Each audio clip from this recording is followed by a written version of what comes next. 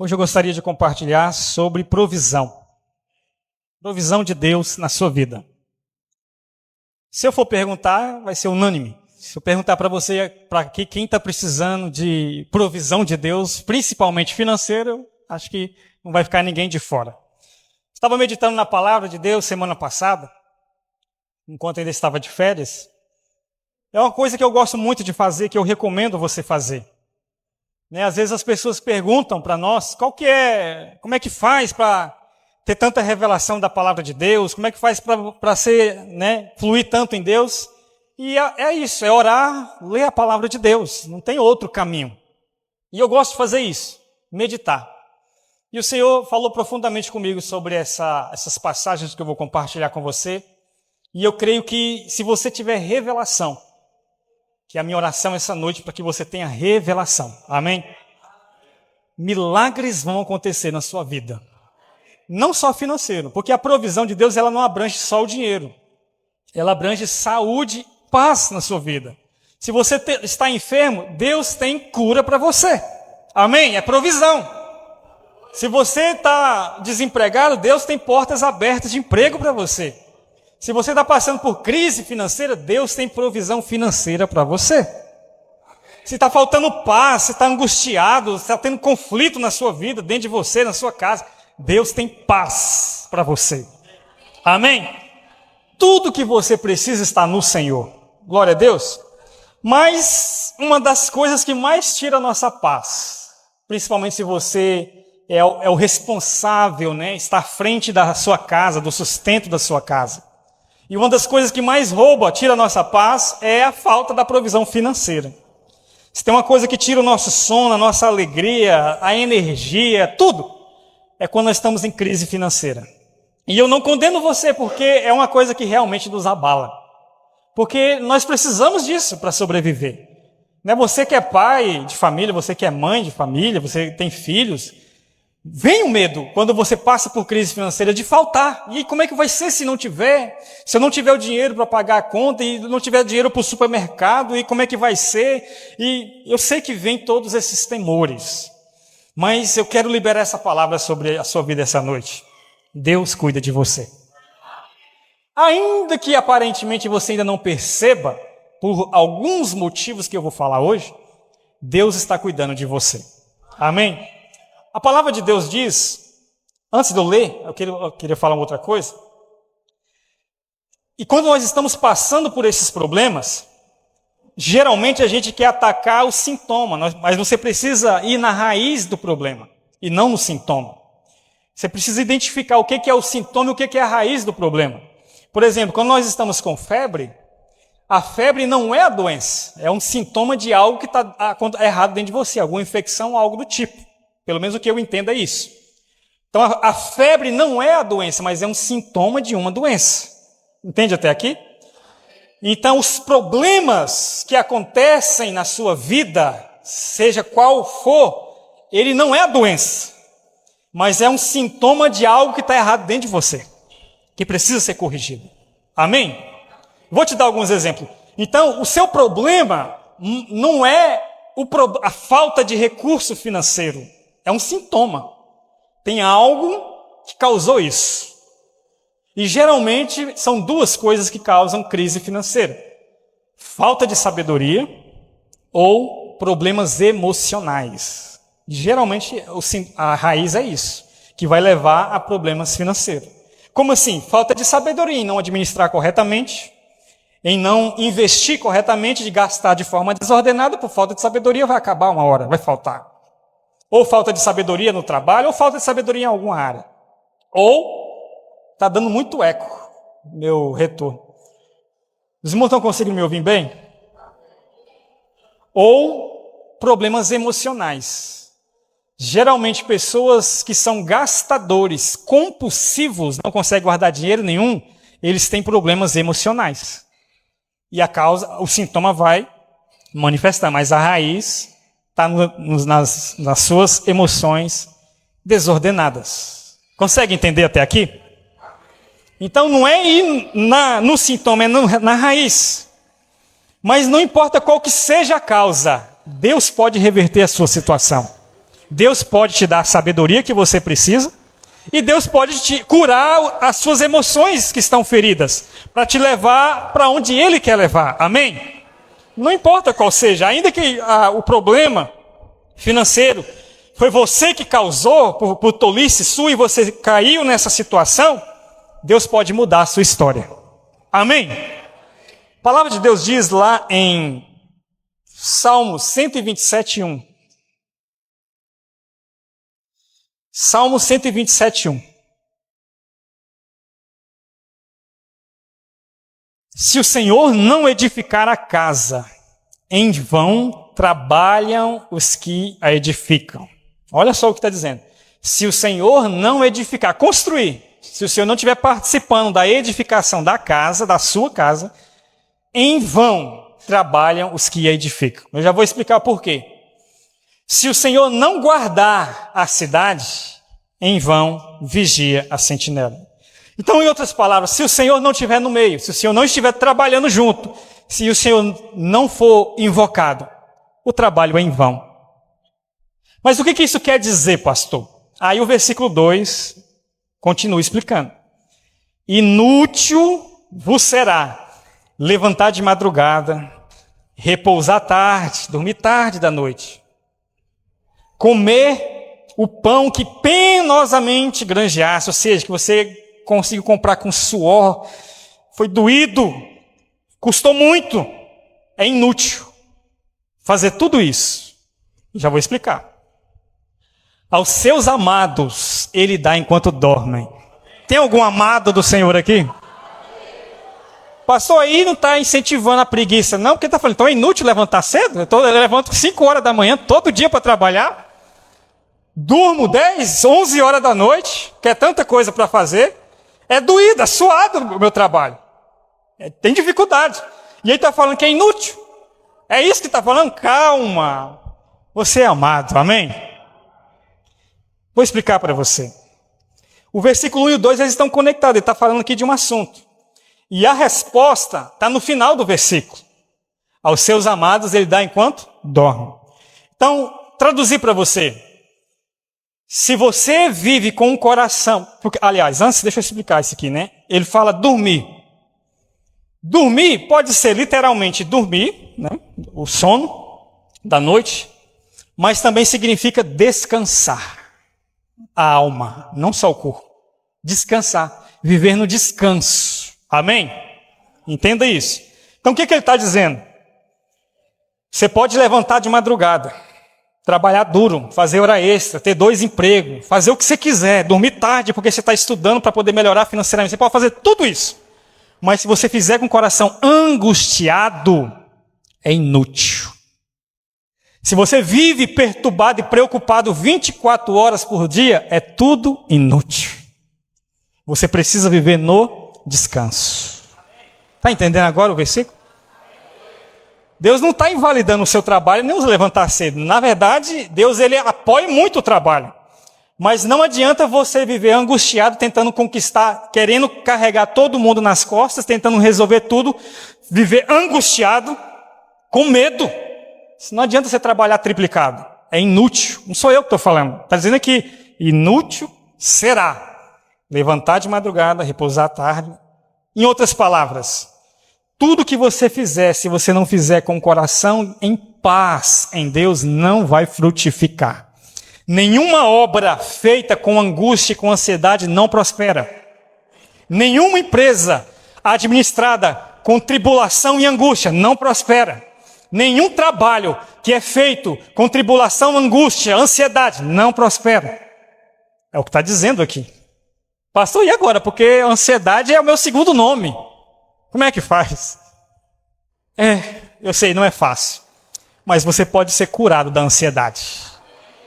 Por quê? Pastor, eu já tentei de todo jeito. Eu já tomei remédio, já tomei calmante, já fiz meditação, já contei até 10, já respirei fundo, já fiz de tudo, pastor. Eu não curo da ansiedade. Amém. Mas deixa eu dizer algo para você. Lá em Salmos 23, olha o que diz no versículo 2.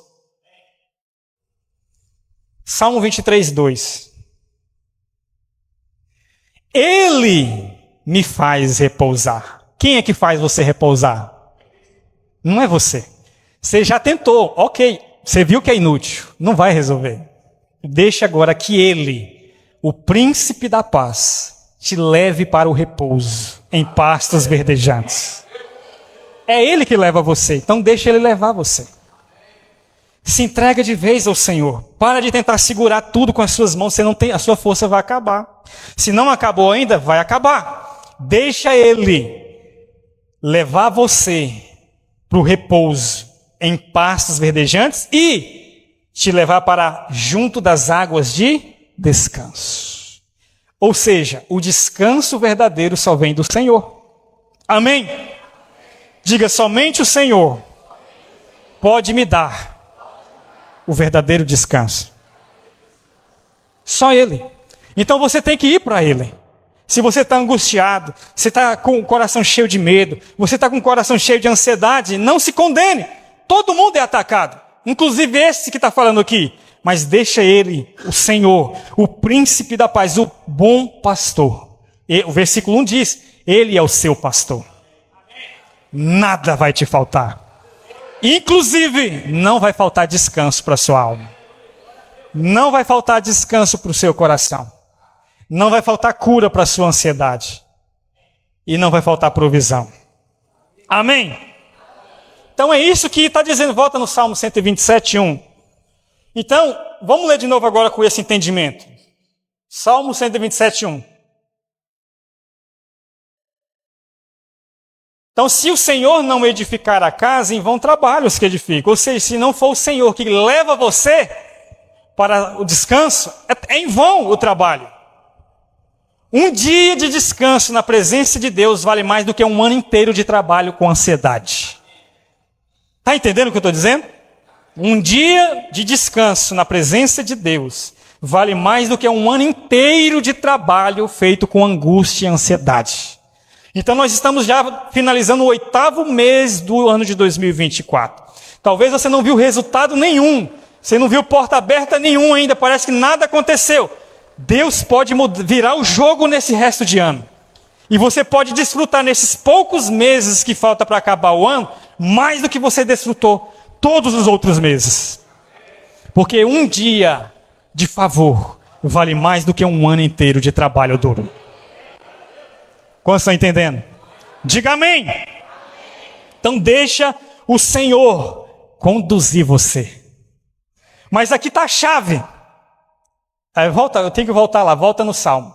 Salmo 120, Salmo 23, versículo 2. Volta lá. É Ele que faz, é Ele que conduz. Olha aqui, Ele me leva para junto das águas de descanso. Passo para o 3. Refrigera-me a alma, guia, Ele me guia pelas veredas. Veredas é caminhos, tá? Ele me guia pelos caminhos da justiça. Qual é a palavra-chave então aqui para desfrutar dessa provisão de Deus? Deixar Ele te guiar. Para de tentar resolver os seus problemas do seu jeito. Agora para ouvir o que Ele tem a dizer para você. Deixa o Senhor guiar você. Amém? Amém? É o Senhor quem conduz você. Mas tem mais.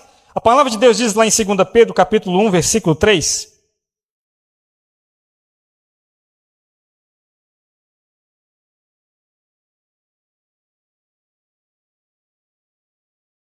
Olha o que diz, 2 Pedro 1, 3. Visto como, pelo seu divino poder, nos tem sido doadas todas as coisas que conduzem à vida e à piedade. Olha o que está dizendo.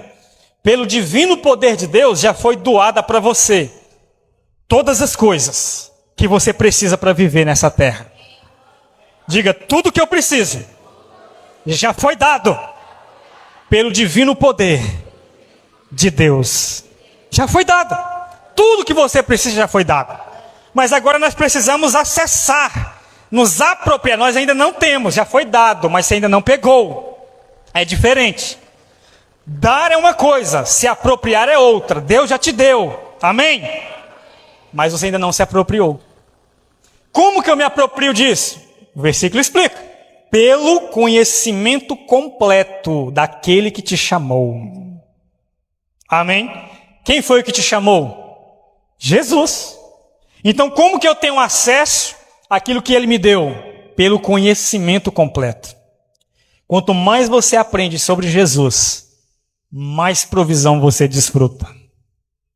Quanto menos você tem interesse em aprender sobre Jesus, menos provisão você desfruta. Está entendendo? Então a chave está onde? Aprender mais de Jesus. Amém? Diga amém, irmãos. Mas não é isso que eu quero falar, eu estou na introdução. O que eu quero falar mesmo está lá em Mateus capítulo 6, versículo 25. Amém? Os irmãos entenderam até aqui?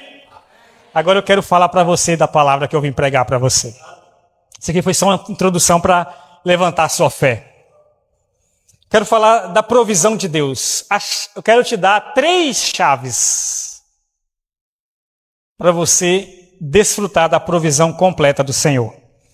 Se você entender essas 3 chaves espirituais, ou códigos, do jeito que você quiser chamar, princípio, essas 3 coisas, se você entender e você aplicar na sua vida, é impossível você não experimentar da provisão de Deus. É impossível. Porque a palavra de Deus ela tem poder. E quando ela é aplicada corretamente, ela traz resultado. Amém? Lógico que não vai ser de forma automática. Deus pode fazer uma reviravolta amanhã na sua vida. Mas pode ser que leve um processo. Mas se você aplicar isso que eu vou te falar, essas 3 coisas, você vai experimentar de provisão. Quantos querem provisão de Deus na sua vida? Como eu falei, a provisão ela se aplica a qualquer área. Mas eu vou falar agora especificamente sobre a provisão financeira. Mas pode ser aplicada em qualquer área. Amém? Olha o que Jesus diz. Por isso vos digo, não andeis ansiosos pela vossa vida. Não andeis o quê? Ansiosos. Quanto ao que haveis de comer ou beber, nem pelo vosso corpo, quanto ao que haveis de vestir. Não é a vida mais do que o alimento e o corpo mais do que as vestes? Então aqui está falando de 3 coisas para você não preocupar. Comida, bebida e vestimento. Esse não é o princípio ainda, tá? Eu vou falar daqui a pouco. Mas aqui ele está falando de 3 coisas para você não andar ansioso. Com o que você vai comer, ou seja, com a provisão para casa, para o alimento, com bebida, né? E com a vestimenta. Ou seja, as necessidades básicas da sua vida que todo mundo precisa. Amém? Então ele está falando para você não andar ansioso. Mas cá entre nós, quais as coisas que mais preocupam com você? É a falta disso aqui. E o que Jesus fala? Não ande ansioso. Por isso. E diz mais, versículo 26. Observai as aves do céu. Não semeiam, não colhem, nem ajuntam em celeiros. Contudo, vosso Pai Celeste as sustenta. Aí ele usa a comparação. Veja as aves. Eles não plantam, nem colhem, nem guardam. Não tem reserva de emergência. E mesmo assim Deus sustenta eles. Porventura, vocês não valem muito mais do que as aves? Você acha que você, para Deus, vale mais do que uma ave? Sim ou não? Você acha que você é mais importante que um pássaro? Sim ou não? E Deus sustenta o pássaro. E ele não planta, não colhe, nem guarda nada. E Deus não deixa faltar. E você acha que ele vai deixar faltar para você, que é mais importante? É isso que ele está falando. Não estou dizendo que você não deva guardar. É bom, é sábio, é prudente ter reservas. Mas mesmo que você ainda não tenha conseguido fazer isso, Deus não vai deixar faltar na sua vida. Ah, pastor, mas a Bíblia não diz que a gente colhe o que a gente planta? Sim. Mas não vai faltar nada para você. Se não falta nem para as aves, não vai faltar para você. Porque você é filho. Mas você não é só filho, você é filho? Versículo 27. Isso aqui é Jesus que está falando. Está ensinando para os discípulos. Qual de vós, por ansioso que esteja, pode acrescentar um côvado ao curso da sua vida? Em outras palavras, a sua ansiedade já melhorou alguma coisa na sua vida? Trouxe algum benefício para você? Então ele está fazendo esse questionamento. Em outras palavras, se a sua ansiedade não resolve nada, para que andar ansioso então? É isso que ele está falando. Qual de vós, por mais ansioso que seja, pode acrescentar algum metro na sua vida ou tirar? Pode melhorar alguma coisa na sua vida, vai piorar, vai te trazer vários transtornos mentais, até físicos. 28. E por que vocês andam ansiosos quanto ao vestuário, as roupas? Considerai como crescem os lírios do campo. Eles não trabalham, nem fiam. 29. Eu, contudo, vos afirmo que nem Salomão, em toda a sua glória, vestiu como eles. Ou seja, Salomão era muito rico. Ele foi o homem mais rico da história da humanidade. Nem Salomão se vestiu bem como os lírios do campo. 30. Ora, se Deus veste assim a erva do campo, que hoje existe e amanhã é lançada no fogo, quanto mais a vocês, homens de pequena fé. Está entendendo até aqui? Jesus está usando essa comparação. Ele cuida até das plantas, que não trabalham, não faz nada. E Deus cuida delas. Agora imagina você que é filho dele. Ele vai cuidar de você. Amém? Portanto, não vos inquieteis, não fique inquieto. Não perca a noite de sono por causa de dívida. Dizendo, que vamos comer? O que nós vamos beber? Volta 1. Ou com que nos vestiremos? Agora sim, 32. Porque os gentios é que procuram todas essas coisas. Pois vosso Pai Celeste sabe que você necessita de todas elas. Você acha que Deus já não sabe que você precisa das coisas que você tem pedido? Você acha que Deus não sabe que você precisa das coisas que tem te angustiado? Ele sabe de tudo. Ok, pastor, mas por que ele não faz? Aí a resposta está no 33. Buscai, pois, em primeiro lugar, o seu reino e a sua justiça. E então, todas essas coisas que eu falei até agora serão acrescentadas. Então, qual que é o segredo para receber? Por que eu não estou recebendo? Buscai, pois, em primeiro lugar, o seu reino e a sua justiça. E então, estas coisas serão acrescentadas. Presta atenção.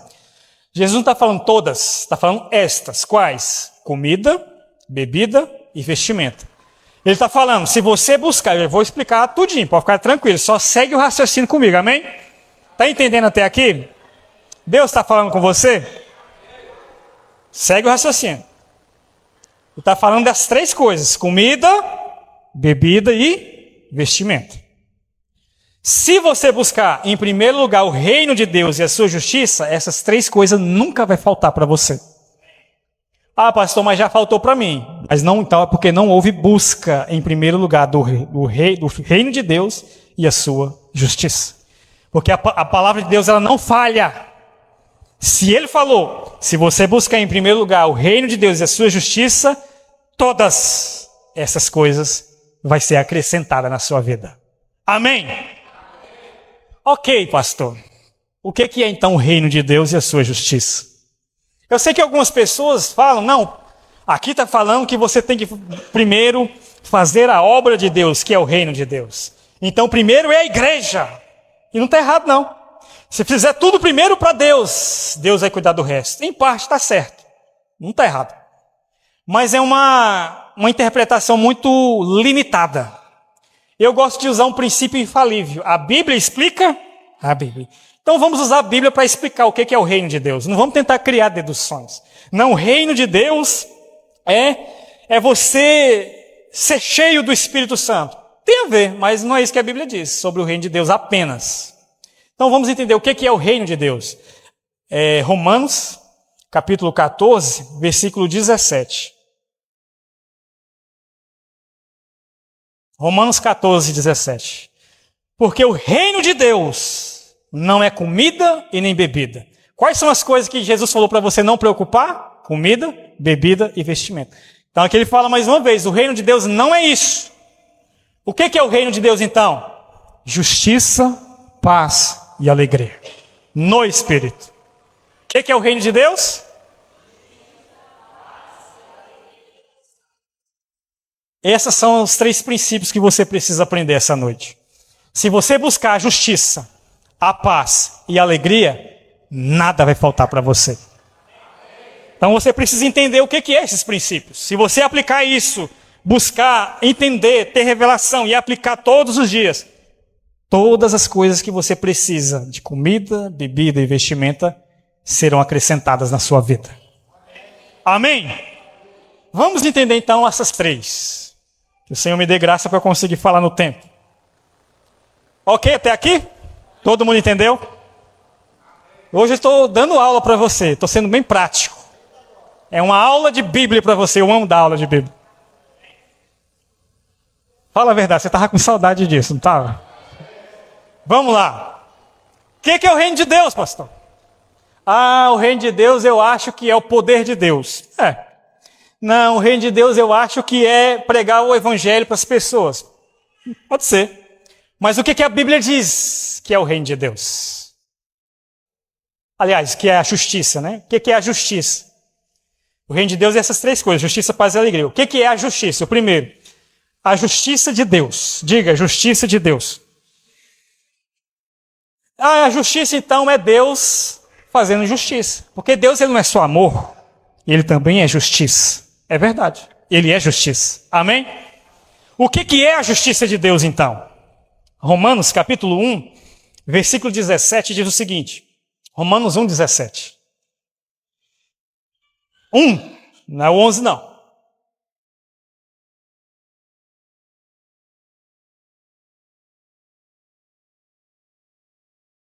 1, 17. Isso. Visto que a justiça de Deus se revela no Evangelho. Aonde que a justiça de Deus se revela? Ou seja, o Evangelho revela o que é a justiça de Deus. E por que eu tenho que buscar a justiça de Deus? Para que as coisas que eu preciso sejam acrescentadas. Amém? Estou falando repetitivo para você memorizar. Então, nós estamos agora entendendo o que é a justiça de Deus, que é o primeiro estágio do reino. Qual que é os outros 2? Paz e alegria. Vamos aprender a justiça. Então, a justiça de Deus, ela se revela no Evangelho. E o que é o Evangelho? Ih, só vai complicando, é uma pergunta atrás da outra. O que era o reino? A justiça, paz e alegria, ok. E o que é a justiça? A justiça é revelada no Evangelho, beleza. E o que é o Evangelho? Volta um versículo. Pois não me envergonho do Evangelho, porque o Evangelho é o poder de Deus para a salvação daquele que crê. Primeiro do judeu e também do grego. O que é então o Evangelho? É o poder de Deus para a salvação. Então eu vou traduzir para você. O que é a justiça de Deus? É Deus salvando quem não merece. É Deus manifestando o seu amor e a sua graça. Lá em João, capítulo 3, versículo 16, diz: porque Deus amou o mundo de tal maneira que deu seu Filho unigênito para que todo aquele que nele crê não pereça, mas tenha a vida eterna. Todos nós não podíamos pagar pelos nossos pecados. Você não pode pagar pelos seus pecados. Por mais bonzinho que você possa ser, por mais coisas boas que você possa fazer, por mais caridade que você possa fazer, você não pode pagar pelos seus pecados. Mas Deus, sendo rico em misericórdia, deu seu Filho para morrer no seu lugar. E na cruz do Calvário, Ele pagou todos os seus pecados, do passado, do presente e do futuro. Então o que é buscar a justiça de Deus? É lembrar todos os dias que você já é perdoado. Amém? Por que isso é decisivo? Porque crer no perdão de Deus é a fonte de todas as bênçãos. Não, pastor, eu creio que eu já sou perdoado. Crê mesmo? Por que seu coração ainda está angustiado com medo de Deus não fazer? Ai, será que Deus vai fazer? Ai, mas será que Deus ouviu? Mas será que eu estou aprovado? Mas será que eu fiz a coisa certa? Tudo isso é condenação. Você ainda está debaixo de condenação se você tem esses pensamentos. Você precisa entender e lembrar. Você é perdoado de todos os seus pecados. Amém? Lá em Salmo 103, eu acho que é o 3.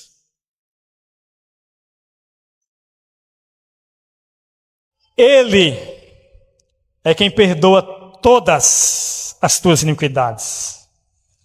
Quem sara todas as suas enfermidades. Aqui tem duas verdades poderosas. É Ele quem perdoa. Quais pecados que Ele perdoa? Iniquidade é pecado também, tá? Para quem não sabe. Então, quais pecados que Ele perdoa? Todos os seus pecados. E quais são as doenças que Ele sara? Todas. Ok. Mas se Ele cura todas as enfermidades, por que tem gente doente no nosso meio ainda? Porque ainda não houve revelação que Ele perdoou todos os pecados. A fonte da cura é a revelação do perdão. Quem crê que foi perdoado de todos os pecados, receberá a cura de todas as enfermidades. Se não está tendo cura, é porque não está tendo revelação do perdão. Porque o perdão é a chave de todas as bênçãos, é a fonte. Amém? O perdão, diga, o perdão é a fonte de todas as bênçãos. Então você precisa, a sua luta não é para derrubar o diabo, é para manter na fé, é para permanecer naquilo que Deus falou, permanecer no amor dele. Então o que é a justiça de Deus? É Deus fazendo você filho e não imputando a você o seu pecado, jogando tudo sobre Jesus. Olha o que a Bíblia diz lá em 1 Coríntios.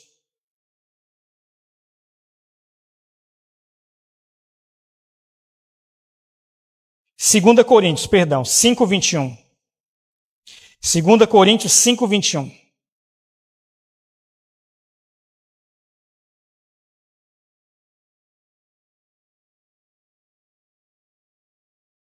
Segunda Coríntios 5:21. Aquele que não conheceu o pecado, Ele o fez pecado por nós, para que nele fôssemos feitos o quê? Justiça de Deus. Qual que é o primeiro estágio do reino? Justiça de Deus. E você é o quê? A justiça de Deus. Então o que é, pastor? Fala, pelo amor de Deus, em português. O que é buscar a justiça de Deus? É assumir a sua verdadeira identidade em Cristo. Você é justiça de Deus. Diga, eu sou justiça de Deus em Cristo Jesus. E diga mais uma vez, eu sou justiça de Deus em Cristo. Eu sou justiça de Deus em Cristo. Se você é a justiça, é porque a justiça já foi completa sobre você. A condenação que era para você já foi resolvida, foi lançada sobre Jesus. E agora você é justiça de Deus. Aquele que quem não conheceu o pecado, Jesus, Ele o fez pecado por nós, para que você fosse feito justiça de Deus. Diga mais uma vez, eu sou justiça de Deus em Cristo. Quanto mais você assume a sua identidade de filho perdoado, mais a provisão virá sobre a sua vida. Por que alguns filhos de Deus, mesmo sendo amados, não experimentam de provisão? Porque eles não tiveram revelação da sua identidade. Eles acham que são o que eles fazem. Você não é o que você faz. Você é o que Deus disse que você é. Você pode o que Deus disse que você pode. Você tem o que Deus disse que você tem. E ponto final. Pastor, mas eu ainda peco, eu pequei hoje. Você não é o que você faz, você é o que Deus disse que você é. E o que você é? Justiça de Deus. Amém? Eu não entendo, pastor, como assim? É por causa da carne. O grande problema nosso é que nós temos crenças erradas. Esse é o problema. Não é Deus que não quer fazer. O problema é que nossa crença está errada. Todo mundo tem alguma crença errada em alguma área. Nós precisamos a cada dia, à luz da palavra de Deus, corrigir essas crenças. Vou te dar um exemplo de uma crença errada. Você acha que tem duas naturezas dentro de você. A natureza do bem e a natureza do mal. A natureza do espírito e a natureza da carne. Então você acha que você tem que lutar todos os dias. Pastor, mas a Bíblia diz, Paulo fala muitas vezes que nós temos que não satisfazer os desejos da carne. Pois é, mas a carne, ela está em você, mas ela não é você. Você é justiça de Deus em Cristo Jesus. Se você estiver mexendo com madeira e entrar aquelas... É ferpa que fala? Aqueles pedacinhos, lasca de madeira que entra na pele, que dói pra caramba. Aquele pedaço de madeira entrou no seu dedo. Aquele pedaço de madeira é você, mas está em você. Mas não é você. Está no seu corpo, mas não é você. Está entendendo? A sua carne não é você. Mas está em você. Mas ela não é você. Você é o Espírito que está dentro de você, que se uniu a Deus e é um só. Você é a justiça de Deus em Cristo Jesus. Amém? Você precisa entender isso. Se você quiser avançar e experimentar de provisão, você precisa buscar a justiça de Deus. E a justiça de Deus é aquilo que Deus disse que você é. Você é perdoado e ponto final. Outra forma de você entender a justiça é quando você rejeita toda a condenação da sua mente. Romanos capítulo 8, versículo 1.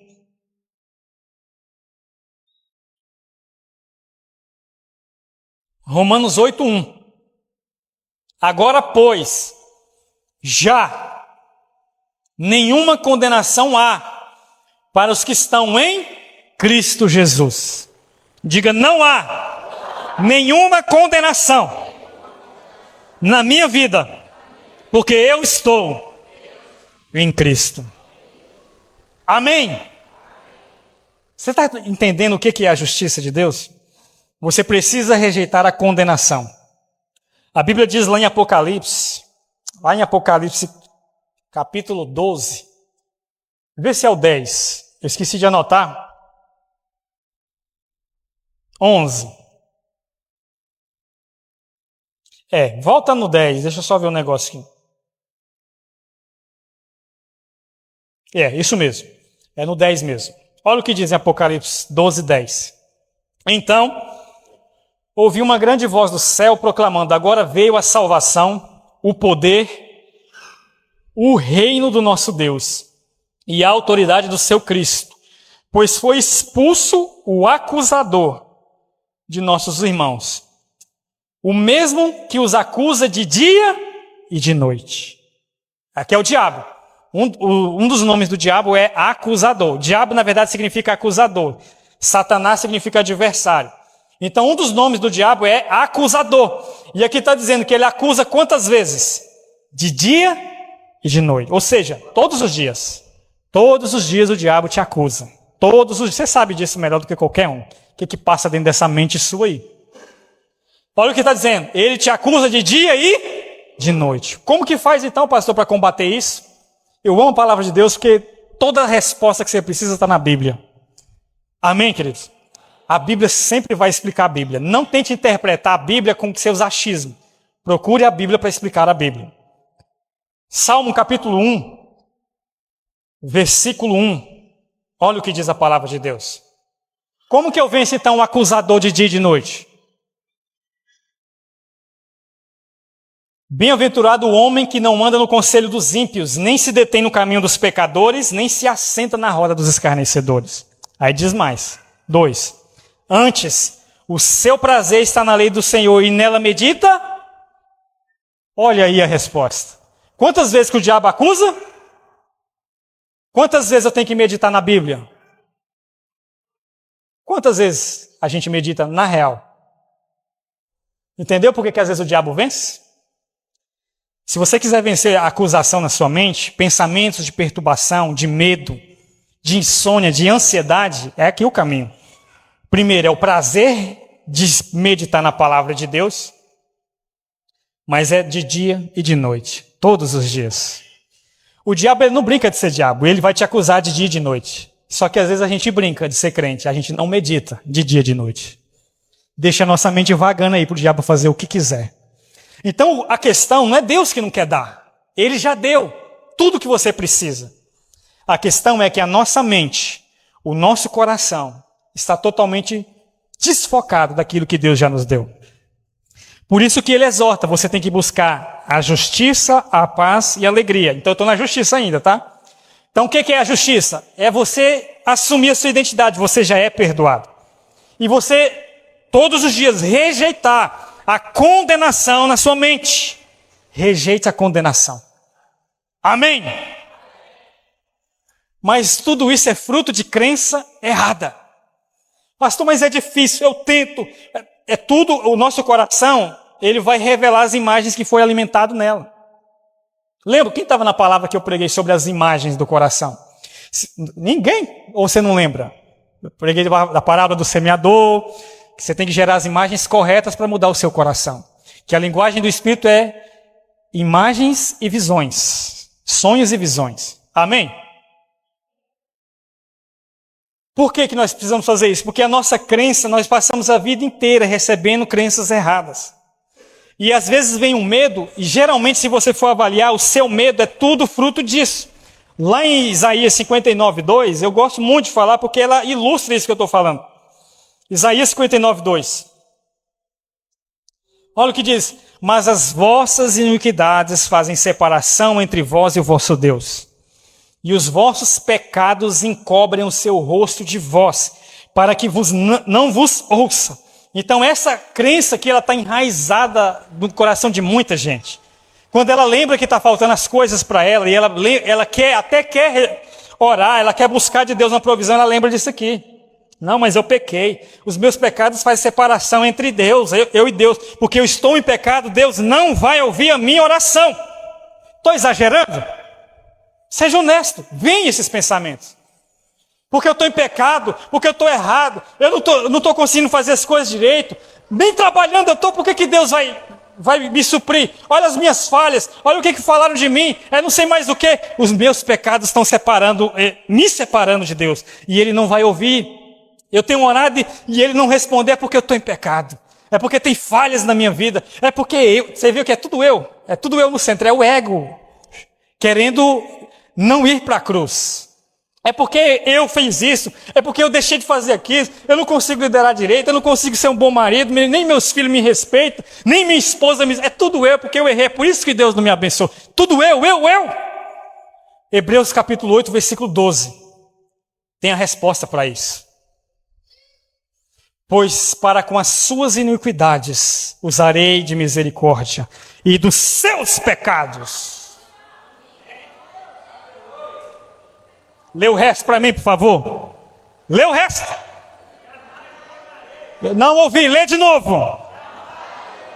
Então esquece dos seus pecados, porque Deus já esqueceu. Para com essa ladainha de que é você que causou isso. Ele já esqueceu. Não é eu que estou falando não, foi Deus que falou. Ele já esqueceu dos seus pecados.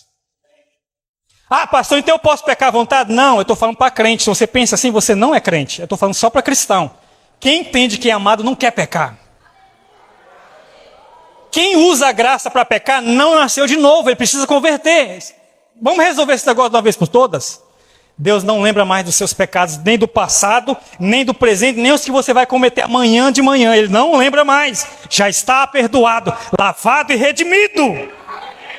Mas enquanto você não crer nisso, você não verá provisão abundante, porque Ele sempre vai prover.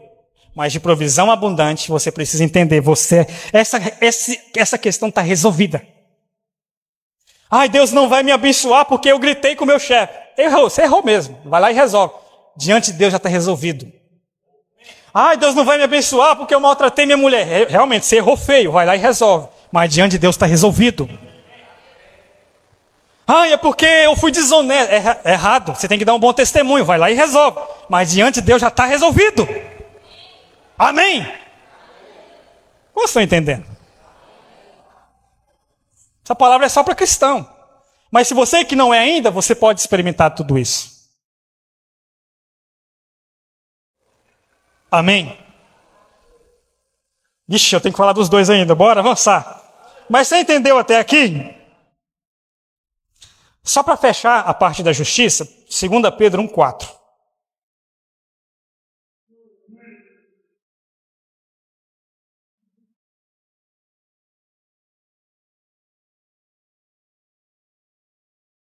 Pelas quais nos têm sido doadas as suas preciosas e muito grandes promessas, para que por elas vos torneis coparticipantes.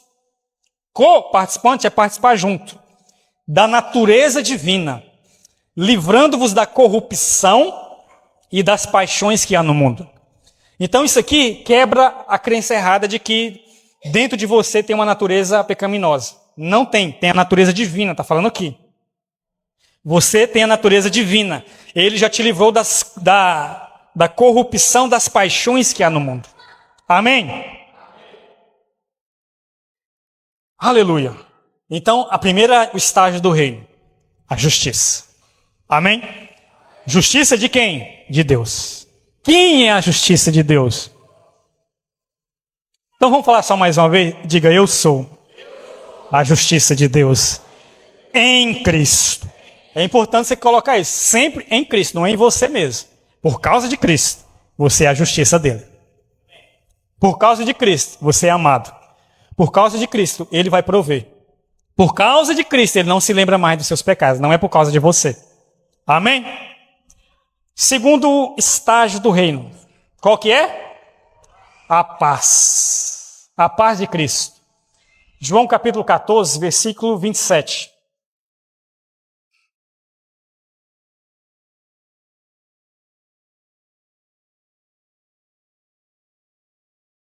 João 14, 27. Aqui é Jesus falando para os discípulos.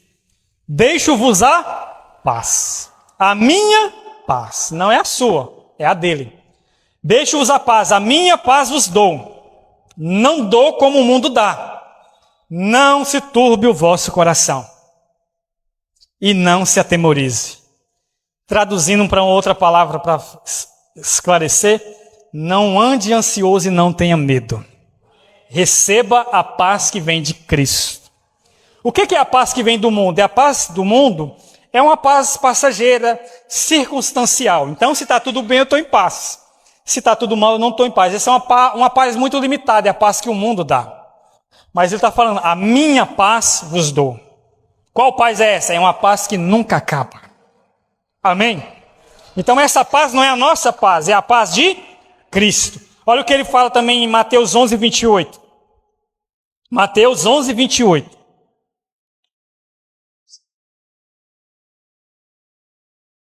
Vinde a mim, todos que estão cansados e sobrecarregados, e eu vos aliviarei. Então, como que eu recebo a paz? Indo a Ele. Filipenses 4, 6.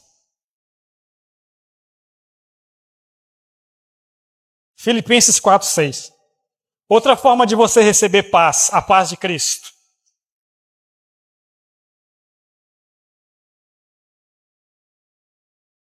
Olha o que diz. Não andeis ansiosos de coisa alguma. Antes, em tudo, porém, sejam conhecidas diante de Deus as vossas petições pela oração e pelas suplicações de graça. Ou seja, ele está falando, não ande ansioso. Como que eu faço para não andar ansioso? Faça conhecida diante de Deus. Ou seja, fala para Deus o que está perturbando você. O que está roubando a sua paz? Você vê que tudo que eu falei até agora leva você para o mesmo lugar? Oração. Não tem como você viver sem oração, querido. A primeira área que o diabo vai te atacar quando ele quer te derrubar é fazer você parar de orar. Porque quando você para de orar, você para de receber tudo que Deus tem para você. Você precisa orar. Fala para quem está do seu lado, você precisa orar. Sem oração e sem palavra de Deus, não existe cristianismo. Não tem como. Então aqui está falando mais uma vez, como é que você vence a ansiedade? Orando, entregando tudo para Deus. Pela oração, pela súplica e com ações de graças. Precisa ter oração. Mas eu estou na graça. Deixa eu falar uma coisa para você. Na lei não existe nenhum mandamento mandando orar. A oração só existe na graça. Quem está verdadeiramente na graça, ora. Quem não ora está na lei, na condenação. Então, não orar com a desculpa que está na graça é mentira. Porque a oração só existe na graça. Não tem mandamento proibindo orar. Está entendendo? Então, quanto mais graça, quantos quer receber mais graça? Precisa ter oração. Tem que ter oração, não tem jeito. Tá aqui, como é que você vence a ansiedade? Eu não condeno quem toma remédio, quem procura auxiliar, a medicina, procura ajuda, não, eu não estou condenando. Mas tem um caminho que Deus também quer te ensinar para você vencer a ansiedade. Ora. Aí fala, olha o que fala o versículo 7. O que acontece depois de você fazer isso? A paz de quem? Que excede todo o entendimento virá. Vai guardar a sua mente e o seu coração. Por que fala mente e coração? Porque é as duas áreas onde a ansiedade ataca. Pensamentos desordenados, aceleramento no coração. Causa angústia, ansiedade. E ele fala justamente dessas duas áreas. Quando você orar e entregar tudo para Deus, a paz de Deus, que vai além de todo entendimento, vai guardar o seu coração e a sua mente em Cristo Jesus.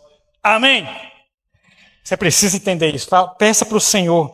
Enquanto você está ouvindo essa palavra, eu sei que Deus está falando com você.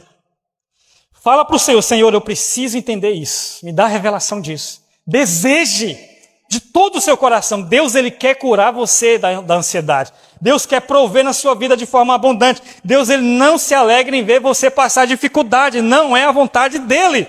Mas Ele não vai fazer nada enquanto você estiver angustiado. Você precisa ir para Ele limpar você, para Ele curar você, para Ele fortalecer você.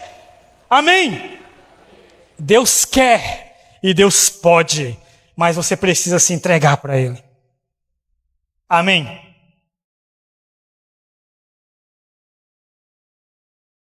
Tem uma outra forma também de você receber a paz. João capítulo 20, versículo 19.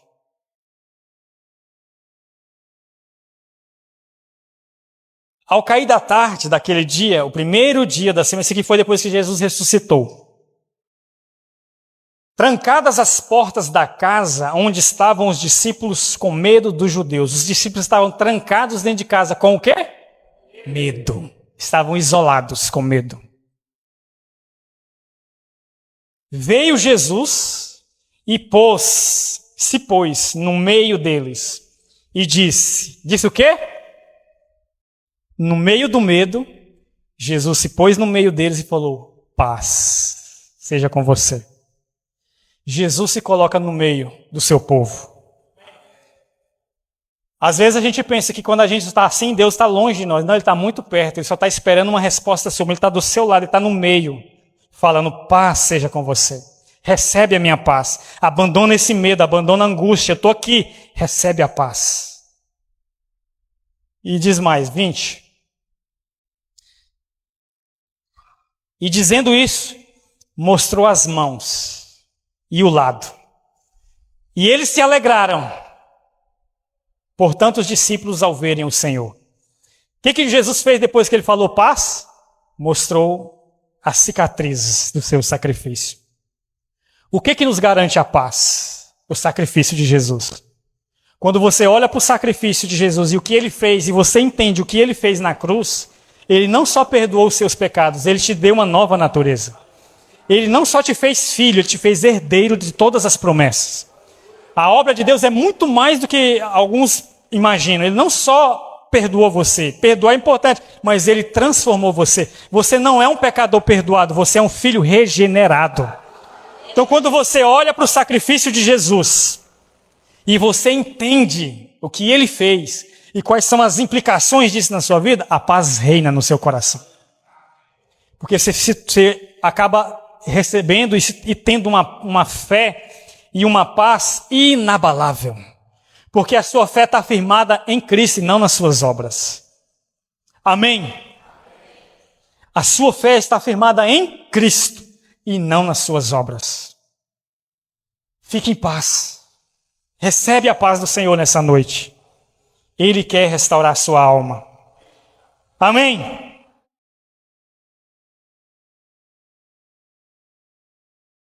E terceiro, qual que é o primeiro estágio do reino? Justiça. O segundo. E o terceiro. Você vê aqui como a palavra de Deus é perfeita. Aqui é a trindade. A justiça de Deus, a paz de Cristo e a alegria do Espírito Santo. Você precisa dos três para tudo. Amém? Só que o que então é a alegria? A alegria é o resultado dos dois primeiros. Se você andar na justiça, se você estiver em paz, inevitavelmente você será alegre. E quando eu falo alegria, não é ficar rindo o tempo inteiro, não tem problema. Às vezes você não é muito de expressar o sorriso, mas você é alguém motivado, você é alguém para cima, você é alguém alegre, você é alguém que tem uma fé inabalável. É essa alegria. Você quer mais de Deus, você não está desanimado. Você não retrocede, nada abala você. É essa alegria que o Espírito quer gerar em você. Amém? Essas são as três chaves. Se você receber, andar na justiça, você desfrutar da paz e você andar na alegria, todas as coisas que você precisa serão acrescentadas. Não vai faltar provisão, não vai faltar paz, não vai faltar cura, não vai faltar portas abertas, mas tem esse caminho. Se você não tem experimentado da provisão, comece a andar nesse caminho. Medita nisso. Eu sou justiça de Deus. Eu rejeito todo medo, toda ansiedade e recebo a paz de Cristo. Eu rejeito toda tristeza, todo desânimo e ando na alegria do Senhor. Todos os dias. Mas, pastor, eu faço isso. Não, você tem que fazer de dia e de noite. Como diz a Bíblia. Não é uma vez na semana. A gente vai fazer isso aqui hoje. Ótimo. Mas e amanhã? O que vai ser? Tem que fazer de dia e de noite. Todo dia, de dia e de noite. Eu sou justiça de Deus. Eu sou amado. Eu recebo a paz do Senhor. Eu ando na alegria do Espírito. Deu meio-dia, o medo veio. Eu sou justiça de Deus. E fala tudo de novo. De tarde, o medo veio. Fala de novo. De novo, de novo, de novo. Não deixe o inimigo vencer na sua mente. Ele já foi vencido na cruz. Agora ele precisa ser vencido na sua mente. E cabe a você fazer isso. Amém? Aleluia. Vocês estão entendendo o que eu estou dizendo?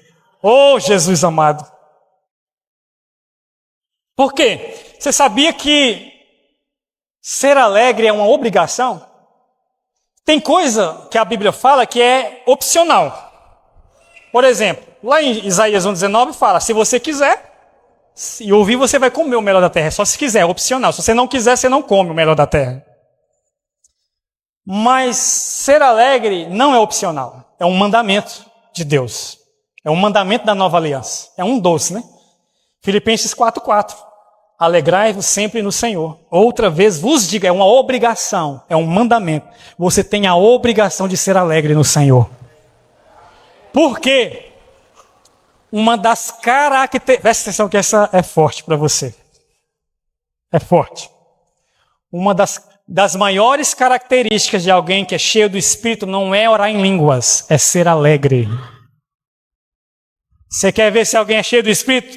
Ele é alegre. Aquelas pessoas com a cara trancada e acha que vive no céu 24 horas por dia, isso não tem nada de espiritual. Jesus não era assim. Ele era tão alegre que as crianças queriam sentar para ouvir ele falar. A criança não senta perto de gente carrancuda. Está entendendo? Uma das características de alguém cheio do Espírito Santo é que ele é alegre. Olha se você está do lado de alguém alegre aí. Oh, Jesus amado, aleluia. Volto a dizer. Eu não estou falando para você ficar rindo para as paredes. Se você quiser, você pode. Mas seja alguém motivado. Seja alguém que motiva as pessoas. Seja alguém que tem palavra de consolo e não de condenação. Isso é alegria. Amém? Deixa eu finalizar com isso. Eu não ia falar, mas eu quero te falar um negócio. Lá em Salmo 23:1, você vê o resumo de tudo isso que eu te falei. Tudo. Lá no Salmo 23 você vê a justiça, a paz e a alegria. Olha como que o Salmo 23 começa. O Senhor é meu pastor e nada me faltará.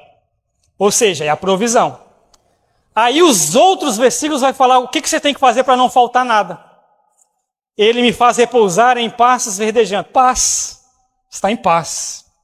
Quando você permite o Senhor levar você para pastos verdejantes e para as águas de descanso, você está em paz. Então, isso é um dos estágios do reino. Não está na ordem, mas está aqui os três. Está entendendo? Então, para nada faltar, deixe ele levar você para águas de descanso e para os pastos verdejantes. Tenha paz. Olha o que diz no 3. Refrigera minha alma. Guia-me pelas veredas da... Olha a outra coisa aqui, a justiça de Deus. É Ele que te guia para a justiça. Deixa Ele guiar você. Siga a direção do Senhor. Mas você precisa aprender a ouvir a voz dEle. Como é que você faz isso? Orando. Olha a oração de novo aí. Por amor do seu nome. 4. Ainda que eu ande pelo vale da sombra da morte, não temerei. Olha a paz de novo aí. Eu não tenho medo. Ainda que eu esteja no vale da sombra da morte. O que é vale da sombra da morte? Pode ser um perigo ou doença. Uma doença que às vezes vem um medo de morrer. Você não vai morrer. Não tenha medo. Porque Ele está com você. O seu bordão e o seu cajado te consolam. Prepara-me uma mesa na presença dos meus adversários. Unge a minha cabeça com óleo. O meu cálice transborda. O que quer dizer ungir com óleo? O que significa óleo na Bíblia? Significa unção. E você sabe o que é unção? Isaías 55, 1. Isaías 55, 1.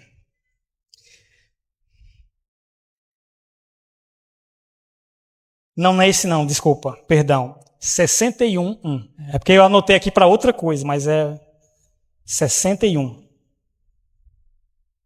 Isso. O Espírito do Senhor Deus está sobre mim, porque o Senhor me ungiu. Ungiu com o quê? Com óleo, igual o de Salmo. Para pregar boas novas aos quebrantados, a curar os quebrantados de coração e a proclamar libertação aos cativos e a pôr em liberdade os algemados. Posso. A pregoar o ano aceitável do Senhor e o dia da vingança do nosso Deus e a consolar todos os que choram. E a pôr sobre os que em Sião estão de luto uma coroa em vez de cinzas, óleo de... Óleo significa o quê? Olha a alegria de novo aí. Volta lá no Salmo 23, 4. Ou é o 5?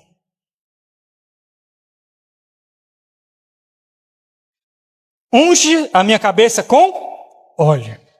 E óleo significa o quê? O Senhor ungiu você com alegria. Mas não foi uma unção qualquer não.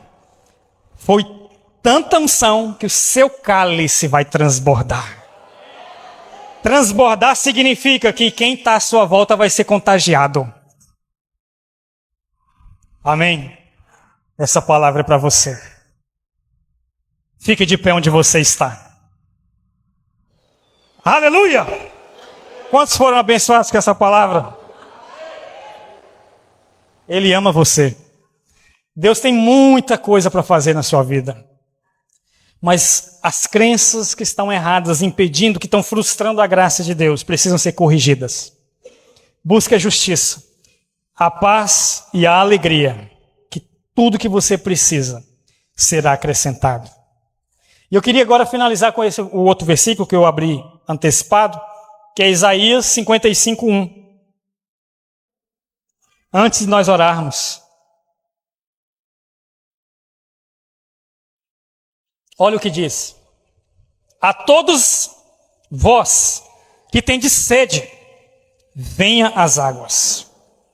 E a vós que não tem dinheiro, vinde comprar e comer. Aqui é o único lugar ou que eu conheço que você compra alguma coisa sem dinheiro. Que as coisas de Deus é a única coisa que você compra sem dinheiro. Olha o que ele fala. Vinde, comprai e comei. Sim, vinde, comprai sem dinheiro e sem preço. Vinho e leite. Você sabe o que significa vinho na Bíblia também? Alegria. A alegria é de graça para você. Pastor, e o leite? Leite significa provisão. A provisão e a alegria é de graça para você. Porque já foi pago na cruz. Você não tem que pagar preço nenhum, é só ir até Ele. Se você está com sede, vá até Ele. Ele vai saciar você. Feche os seus olhos.